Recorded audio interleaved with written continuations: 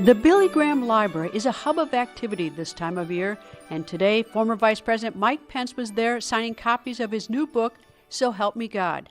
Mr. Pence joined our conversation. Gentlemen, thank you, and Merry Christmas. Merry Christmas. Merry Christmas, Greta.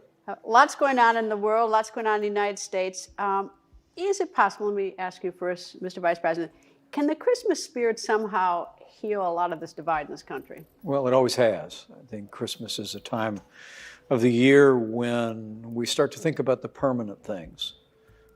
For millions of Americans, we'll gather on Christmas Eve and Christmas morning and celebrate the gift that came and the birth of the Christ in that manger so many years ago. And then we'll also just celebrate family and the blessings. For me and my family, it's always been a time of reflection on God's grace to us over the course of the year. There's lots of presents, lots of food, lots of fun, and traditional music. But for millions of Americans, it's about faith and family, and that's a wellspring of healing, and always has been for our country. Reverend Graham, what's happened to us? I mean, we're so divided. I mean, I listened to the Vice President talk about, how important Christmas is, but, we're pretty much at each other's throats in a lot of ways in this country. Now, what happens is, as a nation, we've turned our back on God.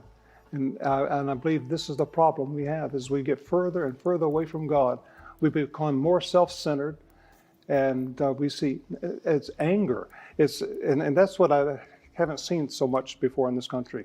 It's the anger that people have, and the road rage, and the violence that we see that's increasing. Only God can change this, Greta.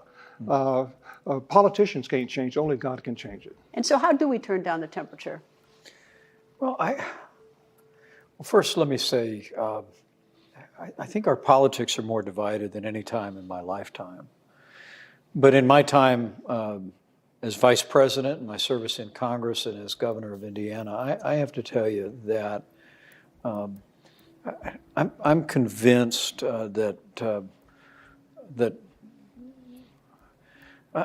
that there's always more that unites us in this country than could ever divide us. And if we'll turn our hearts back to God, if we'll turn our hearts back to faith, if we'll turn our hearts back to loving our neighbor as ourselves, that this time of division will pass quickly. And it isn't that we won't have differences, it's just that we'll get back to being able to debate those differences in ways that show respect and civility that Americans really show to one another routinely every day. But I must also tell you that during my time as Vice President and in all of my service, my opinion to the American people went up, not down.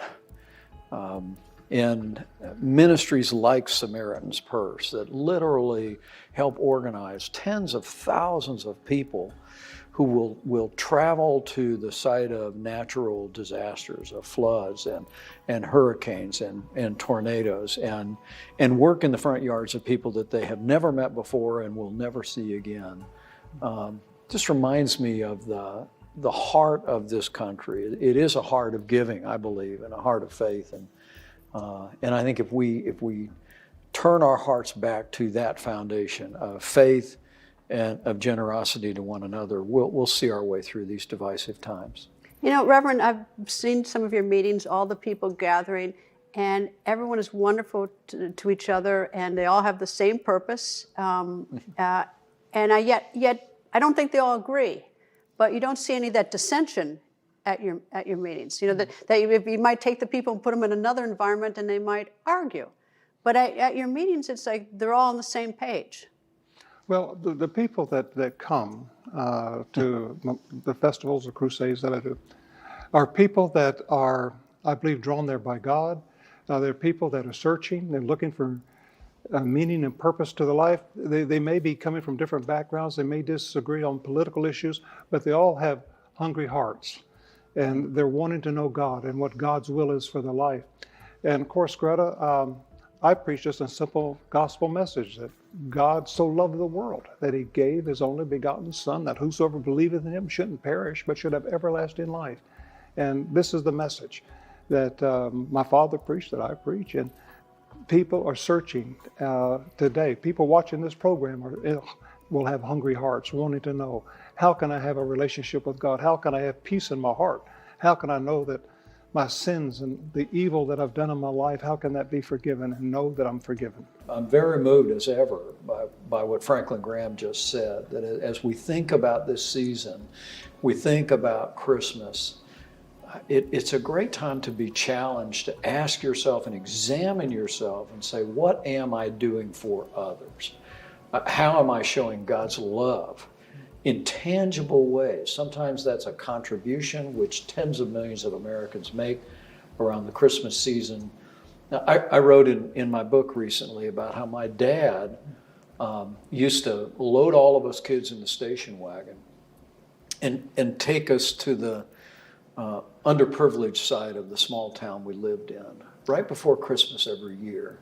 He was part of what was called the St. Vincent de Paul Society in the Catholic Church I was raised. But Dad would load the back of the car with groceries.